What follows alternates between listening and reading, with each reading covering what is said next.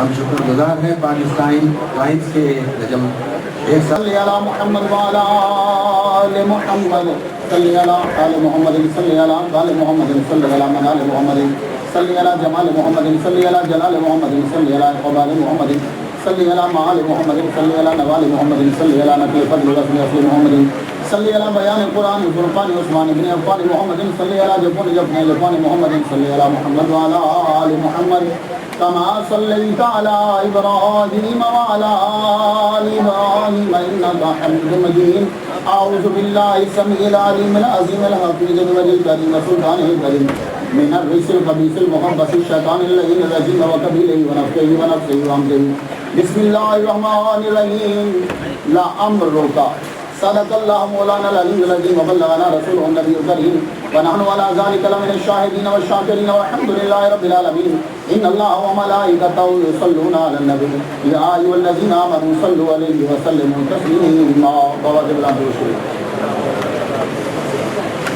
اللهم صل على سيدنا محمد وعلى محمد وعلى محمد وصحبه محمد وبارك وسلم.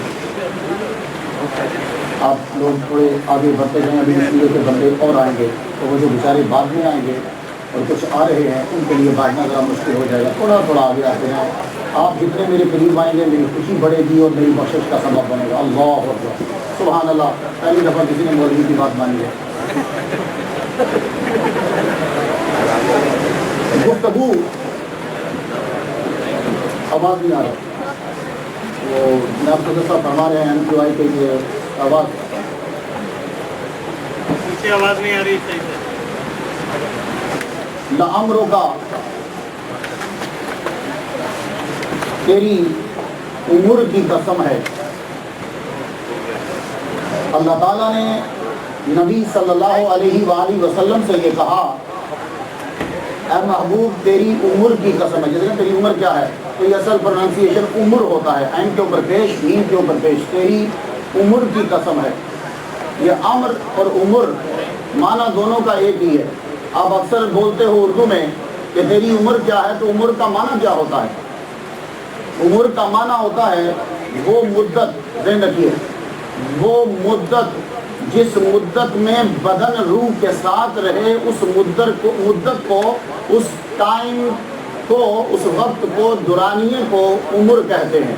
آپ کی عمر کتنی ہے جو پیچھے گزر گئی کہ کتنا عرصہ بدن روح کے ساتھ رہا. اس آدمی کی ٹوٹل عمر کتنی ہے یعنی بدن روح کے ساتھ کتنا رہا. تو بدن روح کے ساتھ جتنا عرصہ رہا تو رب کہتا ہے لعمرو کا تیری عمر کی قسم ہے. یہ امر اور عمر معنی دونوں کا ایک ہے، لیکن جب قسم کے بغیر آئے تو پھر عمر ہوتا ہے، اور جب قسم کے ساتھ آئے پھر امر ہوتا ہے. لعمرو کا آپ کی زندگی کی قسم ہے. ہمارے نبی صلی اللہ علیہ وآلہ وسلم کی خصوصیات میں سے ایک یہ خصوصیت ہے کہ اللہ تعالیٰ نے ان کی زندگی کی قسم اٹھائی ہے، اور کسی نبی کی زندگی کی قسم اللہ تعالیٰ نے قرآن مجید میں نہیں اٹھائی. یہ ہمارے نبی صلی اللہ علیہ وآلہ وسلم کا اعزاز ہے. صرف مختصر سی ایک ماحول بنانا، اس کے بعد ہم دعا کی جانب بڑھیں گے تاکہ مائنڈ جو ہے وہ ذرا تیار ہو جائے. حضور کی عمر میں کیا بات ہے کہ رب قسم اٹھا رہا ہے. آپ جس کی قسم اٹھاتے ہو کوئی وجہ ہوتی ہے. اپنی بیوی کے سر کی قسم اٹھا دی، بچے کی جھوٹی قسم اٹھا دی بیوی کا دل رکھنے کے لیے. اکثر قسمیں ہم بھی اٹھاتے ہیں، لیکن ہم میں فرق ہے. اللہ تعالیٰ جب کسی کی قسم اٹھا رہا ہے تو بعض اوقات تو اس کے مرتبے کو بڑھانے کے لیے ہوتا ہے، بعض اوقات توجہ دلانے کے لیے ہوتا ہے. لیکن جہاں قسم محمد صلی اللہ علیہ وسلم کے اندر خصوصیات ہیں وہ کیا سنیے. میری نبی کی جیسی لائف ہے ویسی لائف کم ہی لوگوں کی. کم کیا کسی کی ایسی زندگی ہے ہی نہیں. سب سے پہلی بات محمد صلی اللہ علیہ وآلہ وسلم نے جب اعلان نبوت کیا تو سب سے پہلے آپ پر ایمان کون لایا؟ آپ کی بیوی۔ آپ کی یہ زندگی اور لائف کا کمال ہے، بیوی خامن کی معتقد نہیں ہوتی، لائف ساتھ گزارتی ہے، معتقد نہیں ہوتی۔ بیوی کا معتقد ہو جانا یہ بہت بڑی اس خامن کی کرامت ہے، یہ کہ بیوی اس کی معتقد ہو جائے۔ عقیدت اور چیز ہے، ساتھ زندگی گزارنا اور چیز ہے۔ بہت کم ہوتے ہیں کہ لائف تو انہوں نے گزار دی مگر خامن کی عقیدت دل میں نہیں بیٹھی۔ کمال ہے میرے نبی کی زندگی مبارک محمد صلی اللہ علیہ وآلہ وسلم پر جو سب سے پہلے ایمان لا رہی ہے وہ عورت ہے کہ جس کو پورا مکہ طاہرہ کے لقب سے یاد کرتا ہے، اور جو سب سے امیر ترین عورت ہے وہ اپنے خامن پر سب سے پہلے ایمان لا رہی ہے۔ کمال زندگی کا ہے کہ نہیں کمال؟ اور اس کے بعد دوسرا، دوست کبھی معتقد نہیں ہوتا، یہ لفظ معتقد یاد رہے۔ دوست کے دل میں عقیدت نہیں آتی، ویسے وہ لائف تمہارے ساتھ گزارتا ہے، وہ تمہارا اچھا دوست ہے، تمہاری مشکل میں کام آئے گا۔ عقیدت اور چیز ہے، لائف گزارنا اور چیز ہے۔ دوست کبھی بھی تمہارے عقیدت اس کے من میں پیدا نہیں ہوگی، لیکن حضرت بی بی خدیجہ الکبریٰ رضی اللہ تعالی عنہا کے بعد جو سب سے پہلے ایمان لایا وہ میرے نبی کا وہ دوست ہے جس نے بچپن سے لے کے جوانی تک نبی کے ساتھ زندگی گزاری۔ ابو بکر صدیق رضی اللہ تعالیٰ عنہ یہ حضور کی گلی میں ہی رہتے تھے، یہ بچپن سے ہی حضور کے ساتھ ہیں، حضور کو دیکھ رہے ہیں، حضور کا ہر لمحہ ان کی نظر میں ہے۔ تو دوست کبھی معتقد نہیں ہوتا۔ میرے نبی پر جو سب سے پہلے آپ کی بیوی کے بعد ایمان لا رہا ہے وہ میرے نبی کا دوست ہے جو بچپن میں ان کی گلی میں رہ رہا ہے۔ یہ ہے زندگی میرے نبی کی۔ اور اس کے بعد غلام اور نوکر یہ کبھی معتقد نہیں ہوتے۔ جائیے آپ کتنے اچھے باس ہو، اپنی فیکٹری چلا رہے ہو، نوکر کے دل میں پھر بھی اعتقاد کبھی نہیں آئے گا۔ نوکر نوکر ہے، غلام غلام ہے، غلام کے ذہن میں عقیدت نہیں آتی۔ یہ میرے نبی کی لائف ہے۔ یہی بات آخری سنیے تو دعا کی جانب بڑھتے ہیں۔ حضور صلی اللہ علیہ وآلہ وسلم کا نکاح ہوا بی بی خدیجہ الکبریٰ سے۔ آپ کو گفٹ میں آپ کی بیوی نے غلام دیا ہے، بیوی تحفہ دے رہی ہے، آپ تحفہ دیتے ہیں، بیوی نے یہ ایز اے گفٹ غلام زید بن حارثہ، یہ غلام محمد صلی اللہ علیہ وآلہ وسلم کو دے دی۔ یہ غلام نہیں تھے، حملہ کیا دشمن نے تو ان کا خاندان اٹھا کے لے گیا وہ آدمی، اس میں یہ بچے بھی تھے، یہ بچہ بھی تھا، اسے جا کر بازار میں بیچ دیا۔ یہ غلام نہیں ہے۔ بکتے بکتے بی بی خدیجہ تک پہنچے، بی بی خدیجہ نے شادی کے بعد محمد صلی اللہ علیہ وسلم کو تحفہ دے دیا۔ اب ان کے والد اور چچا تلاش کر رہے ہیں ہمارا بیٹا کہاں ہے۔ باپ کی آنکھوں میں آنسو تھمتے نہیں ہیں، ماں ہر وقت روتی رہتی ہے کہ میرا بیٹا کہاں ہے، وہ اپنے بیٹے کو تلاش کر رہی ہے، اور یہ بیچارے در بدر پھر رہے ہیں۔ کوئی آدمی مکہ میں حج کے دنوں میں آیا، اس نے زید بن حارثہ کو محمد صلی اللہ علیہ وسلم کے ساتھ دیکھا، واپس پلٹ کے جا کے بتایا کہ سنو جس بچے کو تم ڈھونڈ رہے ہو وہ بچہ تمہارا مکے میں محمد کے پاس ہے۔ باپ وہاں سے چلا، رستے میں رکا نہیں ہے، وہ رستے میں کہیں قیام نہیں کر رہا کہ میرا بیٹا اتنے سالوں کے بعد ملا تو ملا بھی مجھے مکے میں۔ سیدھا پہنچے، جا کے دیکھا، پہلے تلاش کیا، پتا چلا کہ محمد کا گھر وہ ہے۔ آپ پہنچے، باپ دروازے پہ کھڑا ہو گیا، چچا بھی دروازے پہ کھڑا ہو گیا، کھڑے ہو کے آواز دینے لگے، اے کریم ابن کریم، سنو بنو ہاشم، تمہاری قرات تو دنیا میں مشہور ہے، میرا بیٹا تمہارے ہاں ملازم و نوکر ہے، غلام ہے، جتنی بھی قیمت چاہتے ہو میرا بیٹا مجھے دے دو، میرا بیٹا مجھے دے دو، ہم اپنے بیٹے کے بغیر زندگی گزار نہیں سکتے۔ دروازہ کھلا، محمد صلی اللہ علیہ وسلم نے آواز سنی، حضور باہر تشریف لائے، کہنے لگے کیا بات ہے؟ کہا آپ کی تعریف بہت سنی ہے، ہم اپنا بچہ آپ سے لینے آئے۔ کہا کس بچے کی بات کر رہے ہیں؟ کہا زید ہمارا بیٹا ہے، میں اس کا باپ ہوں۔ کہا رکو رکو بیٹھو، کمرے میں بٹھایا، کھانا کھلایا، جو چیز تھی پیش کرنے کے بعد کہا میں ابھی تمہارے بیٹے کو بلاتا ہوں۔ زید کو بلایا گیا، زید تشریف لائے، باپ سامنے ہے، محمد صلی اللہ علیہ وسلم تشریف فرمائے۔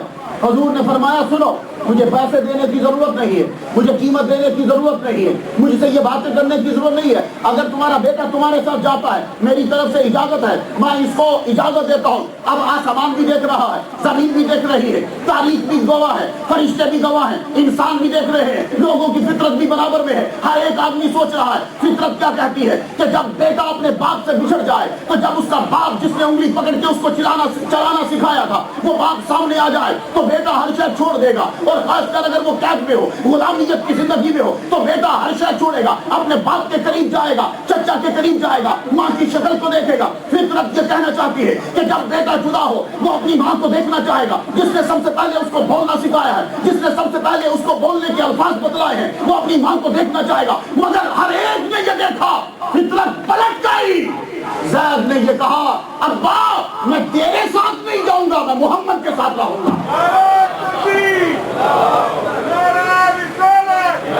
یہ ہے لامروں کا، تیری زندگی کی قسم ہے کہ جو تیری عمر کے ساتھ لگا، جو تیری زندگی کے ساتھ لگا، وہ اپنے باپ کو بھی چھوڑ گیا، وہ اپنی ماں کو بھی چھوڑ گیا، فطرت کے الٹ چلا۔ اے محمد مصطفیٰ تیرے اوصاف اتنے کمال کے ہیں کہ لوگ اپنے ماں باپ کو چھوڑ دیتے ہیں پر تیرے در کو نہیں چھوڑتے۔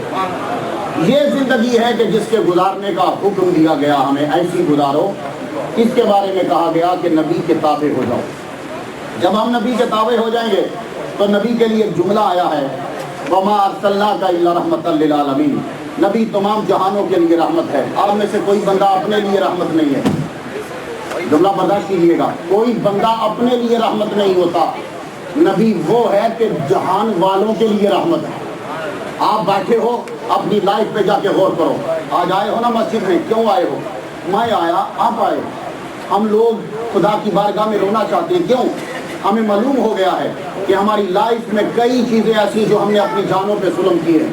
آج حفاظ کرام نے قرآن ختم کیا ہے، آج فرشتوں کا نزول ہے، فرشتے آئے ہیں، فرشتے دعا مانگیں گے جب قرآن جو ہے وہ ختم ہوتا ہے، فرشتے آمین کہتے ہیں۔ آپ سب لوگ اسی نیت سے آئے ہو نا، آپ دعا مانگنا چاہتے ہو، آپ آنسو بہانا چاہتے ہو، آپ خدا کی بارگاہ میں گڑ گڑانا چاہتے ہو، کیونکہ ہم نے اپنی جانوں پہ ظلم کی ہیں، بارہا ظلم کی ہیں۔ انسان خود اپنے اوپر رحمت نہیں کرتا، انسان نماز چھوڑ کے اپنے اوپر ظلم کر رہا ہے، انسان گھر والوں کا خرچہ پورا نہ کر کے اپنے اوپر ظلم کر رہا ہے، انسان اخلاق کریمہ نہ اپنا کر خود پہ ظلم کر رہا ہے، انسان رب کے لیے اپنی زندگی نہ گزار کے خود پہ ظلم کر رہا ہے، انسان ماں باپ کی بات نہ مان کے خود پہ ظلم کر رہا ہے۔ انسان کو خود اپنے لیے رحمت نہیں ہے، میرے لیے اور تیرے لیے کیا رحمت بنے گا؟ واحد کائنات میں ایک ہے کہ جس کی عمر کی قسم اٹھائی ہے وہ محمد مصطفیٰ صلی اللہ علیہ وسلم ہے، ان کو تمام جہانوں کے لیے رحمت بنا کر بھیجا ہے۔ اب وہ ہے کیا؟ وہ عمر میں تھا کیا؟ عمر میں اور امر میں تھا کیا؟ لائف میں تھا کیا؟ میرے نبی کی زندگی تھی کیا؟ سوال کرتے ہیں بی بی عائشہ صدیقہ رضی اللہ تعالیٰ عنہا سے، آپ نے بہت عرصہ گزارا، زیادہ تر وقت گھر کے اندر محمد صلی اللہ علیہ وآلہ وسلم کے ساتھ، اور آپ کو چیزیں بڑی یاد ہو جاتی تھی جلدی، آپ کا مائنڈ، آپ کا دماغ، برین بہت تیز تھا، میموری بہت تیز تھی آپ کی۔ 100 شعر کوئی پڑھتا تھا تو 80 شعر اسی وقت سن کے ایک ہی دفعہ یاد ہو جاتے تھے، اس سے زیادہ کیا حال ہو؟ یہی تو وجہ تھی ان سے شادی کرنے کی، سب سے زیادہ حدیث ہے ان سے۔ محمد صلی اللہ علیہ وآلہ وسلم کے بارے میں کسی نے سوال کر لیا، اب ہر آدمی یہ چاہتا ہے کہ میری لائف بھی اچھی ہو جائے، تو لائف آپ کی تبھی اچھی ہوگی جب آپ کی لائف حضور کی لائف سے میچ کرے گی۔ اگر حضور صلی اللہ علیہ وسلم کے تابع نہیں ہے پھر آپ کی لائف کوئی کمال کی نہیں ہے، پھر تو جانوروں کی طرح زندگی ہماری سب کی، میری آپ کی سب کی ویسے گزر رہی۔ سوال کرتے ہیں کہ حضور صلی اللہ علیہ وسلم کے اخلاق کیا تھے، وہ عادات کیا تھی؟ تو بی بی عائشہ صدیقہ رضی اللہ تعالیٰ عنہا نے کہا کیا تم نے قرآن نہیں پڑھا؟ تو جواب یہ دیا کیا تو نے قرآن نہیں پڑھا؟ یعنی جو قرآن میں ہے وہی نبی کی عادات ہیں۔ قرآن میرے نبی صلی اللہ علیہ وآلہ وسلم کی صفت ہوئی، صفت ہمیشہ بعد میں ہوتی ہے، ذات انسان کی پہلے ہوتی ہے۔ پہلے بچہ پیدا ہوگا، اس کے بعد اس کی صفت سچا ہونا، اس کی صفت عالم ہونا، اس کی صفت حافظ ہونا، یہ اس کی صفات بعد میں ہوگی۔ قرآن میرے نبی کی اخلاق اور عادات کا نام ہے، عادتیں ہمیشہ بعد میں ہوتی ہیں، ذات پہلے ہوتی ہے۔ تو کہا قرآن مجید محمد صلی اللہ علیہ وسلم کی عادات کا نام ہے۔ اب تم یہ طے کر چکے ہو کہ عادتیں بعد میں ہوتی ہیں، ذات پہلے ہوتی ہے، تو اب یہ مت کہنا کہ جو قرآن کہتا گیا وہ نبی کرتا گیا، بلکہ تمہیں کہنا پڑے گا جو نبی کرتا گیا وہ قرآن بنتا گیا۔ تو آج کے دن جو تمہیں مکہ مسجد میں بلایا گیا، بس یہی جملہ تھا، یہاں لانا تھا۔ اپنی زندگی کو ہم نے قرآن کے مطابق، اپنی زندگی کو ہم نے حبیب الرحمان کے مطابق، ان کی لائف کے مطابق کرنا ہے، اس امر کو اور اس عمر کو۔ تو آئیے ہم بڑھتے ہیں، آج کے دن ہم نے عہد کرنا ہے کہ اللہ ہمارے پچھلے گناہ جو ہے وہ معاف فرما، اور اگلی ساری زندگی ویسی لائف گزرے کہ جیسی لائف محمد صلی اللہ علیہ وسلم کی ہے کہ جس لائف کی تو نے قسم اٹھائی ہے۔ تو سن لو، اب ماشاءاللہ کافی مجمع آ گیا، دعا کو شروع کرتے ہیں ہم۔ دعا کے لیے ایک بات ذہن میں رکھ لیجئے، خدا تعالیٰ کو سب سے اچھی چیز جو تمہاری لگتی ہے وہ تمہارا رونا ہے اس کی یاد میں، یہ اسے بہت اچھا لگتا ہے۔ جب تم اقرار کرتے ہو کہ مالک تیرے سوا کوئی بھی میرے گناہ معاف کرنے والا نہیں ہے، تو وہ بڑا خوش ہوتا ہے، مسکراتا ہے، ہاں میرے بندے کو پتہ چل گیا، میرے بندے کو پتہ چل گیا کہ میرے سوا کوئی معاف کرنے والا نہیں ہے۔ قیامت کے دن آپ کو اگر بخشوائیں گے تو یہ آپ کے آنسو ایک سبب بنے گا۔ دیکھو ہماری لائف کتنی ہے، بہت کم، کوئی بھروسہ نہیں ہے کہ اگلے لمحے بھی ہم زندہ ہوں کہ نہیں ہوں، اور جتنا اس وقت پوری دنیا پہ مسلمانوں پہ ظلم ہو رہا ہے شاید ہی کسی اور پہ ہو رہا ہوگا۔ میں آپ کو ایک تصویر پیش کرنا چاہتا ہوں۔ برما کے اندر یوں ٹین رکھ کے، ٹین سمجھتے ہیں جن کی چھتیں غریب لوگ بناتے ہیں، وہ یوں رکھ کے ٹین، اس کے نیچے آگ جلا کے معصوم بچوں کو بھون دیا گیا ہے۔ آپ لوگ امریکہ میں بیٹھے خود کو محفوظ سمجھ رہے ہو نا، ابھی غلام بمبئی والا صاحب نے کہا کہ یہاں آپ لوگ محفوظ ہیں، لیکن دیکھو آپ محفوظ ہو لیکن جو وہاں رہ رہے ہیں وہ محفوظ تو نہیں ہے، تو آپ پر لازم ہے کہ تم ان کے لیے دعا کرو۔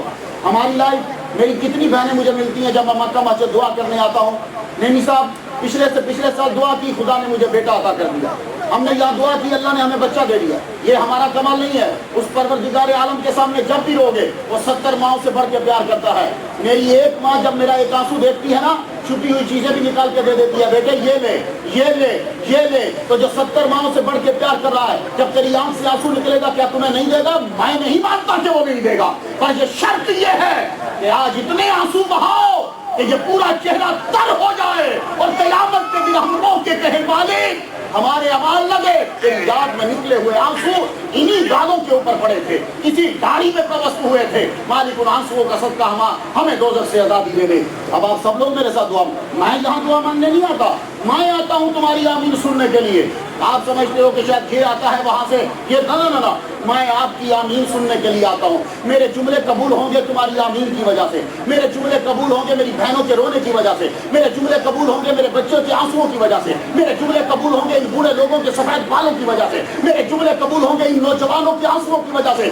یہ بوڑھے روتے بھی رہیں تو جتنا رونا ان نوجوانوں کا کام آئے گا، اتنا رونا کسی کا کام نہیں۔ جب نوجوان روتا ہے، رب فرشتوں سے کہتا ہے یہ ینگ نوجوان میرا بندہ رویا، جاؤ اس کے صدقے سے سارے قبرستان والوں کے گناہوں کو بھی معاف کر دو۔ اب یہ تم پر ڈیپینڈ کرتا ہے جوانوں کہ خدا کی بارگاہ میں کتنے آنسو بہاتے ہو۔ آؤ اب ہم دعا کی طرف بڑھتے ہیں۔ یہ دعا ہمارے جملے ہیں، اس کو یہ مت سمجھیے کہ یہ جملے بنائے جاتے ہیں، نہیں، میں بیٹھ جاتا ہوں بس اس کی بارگاہ میں روتا ہوں، مجھے اپنا لالچ ہے، میں اس کی بارگاہ میں روتا ہوں، اور تم بھی میرے ساتھ مل جاتے ہو۔ ہم اپنے درد، اپنے غم اس کے سامنے پیش کرتے ہیں، اور کسی کے سامنے پیش کرنا ہماری رسوائی ہے، ذلت ہے، اس کے سامنے پیش کریں گے اپنے غم، اور اپنی آنکھوں کو بند کر کے یوں سمجھو کہ میری سائڈ پہ کوئی بھی نہیں ہے، اور آج میری آخری دعا ہے اور مجھے گناہ بخشوانا ہے۔ آئیے دعا کی جانب بڑھتے ہیں سب لوگ۔ وآخر دعوانا الحمدللہ رب العالمین۔